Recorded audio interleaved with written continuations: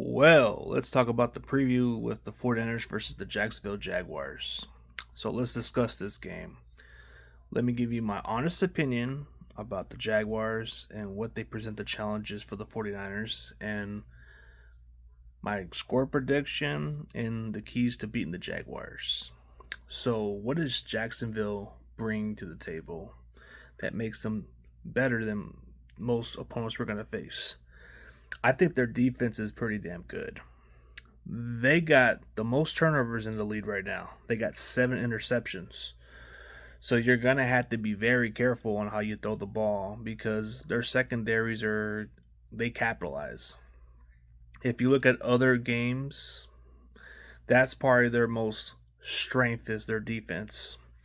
I think as far as all that, you're going to have to beat them going down the field. You just have to have a good timing on beating their secondary. They are a little suspect.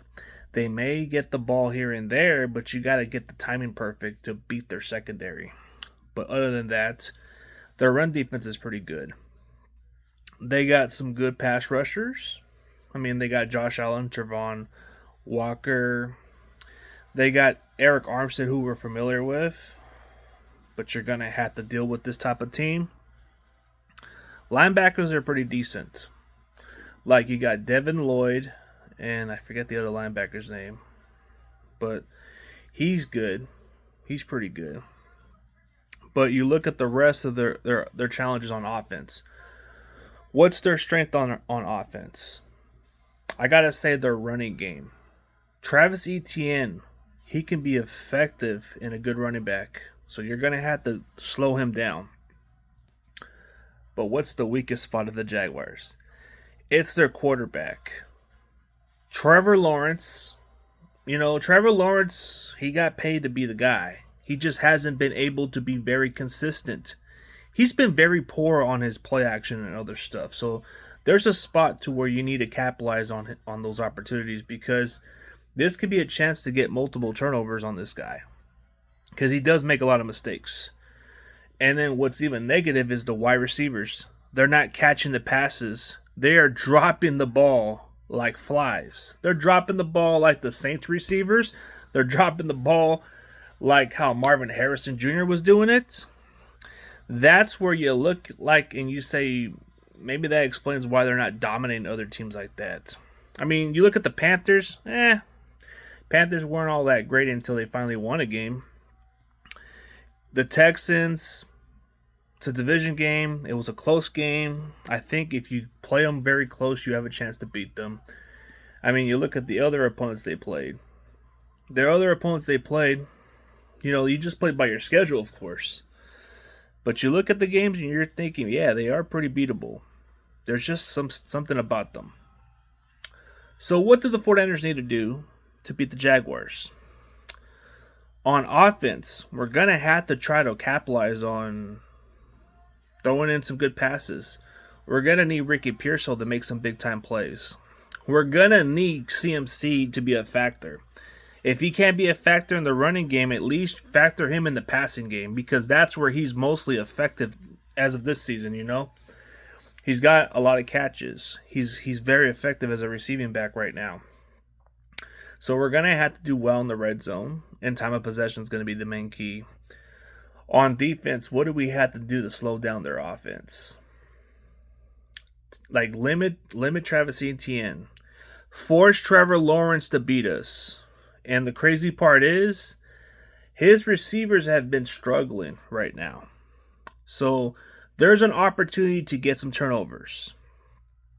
So just from watching the tape and watching how this can play out, I'm thinking this can be a very close game, but I could be wrong. It might just be an ugly or a terrible performance because looking at the Jaguars, this is a team that has a lot of flaws on some parts that the Niners can definitely expose and use against them. So I think here's the best case scenario. The Niners can win. They can win a dominant fashion, like let's say 34-14. That could be the possible big-time score that we can build onto.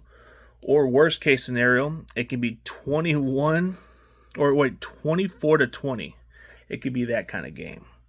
But looking at from that side, man, I just don't know what to expect. I mean, the only thing you might have to worry about is those turnovers. I think if you're able to move down the field and play smart football, you should be able to beat these guys. I just look at how they present the challenge, and yeah, they got the best. They got a lot of turnovers, and that could be the challenging part. We just have to throw in the right timing, and then that's how you can beat them. They can be a little unpredictable. You're gonna have to get the Trevor Lawrence. So without Nick Bosa, that's gonna be a challenge, but we're gonna have to learn to adjust. And Trevor Lawrence can move. He's a little bit mobile, so you might have to slow him down. You're gonna have to pressure this guy. You're going to have to do something like a 5-man pressure where he gets scared or something.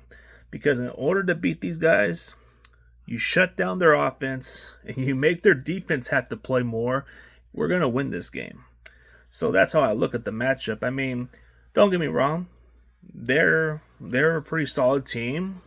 But I think going against a team with more experience and young and hungry can be a challenging part. So I think Niners are going to come away 4-0. So my honest prediction, like I said, 20-24 Niners. I think that's how it's going to come down to. But I could be wrong, and it could be 34-14 49ers. It could be that kind of game. I just think if we can take advantage of some of those flaws, it wouldn't surprise me if we come away with big blowout wins on these guys. I just think that would be a statement game if we can do that. But if we won by a low score game and won ugly, that's okay. I just expect our offense to step up and do better. So we'll see what happens, but let me know what you guys think.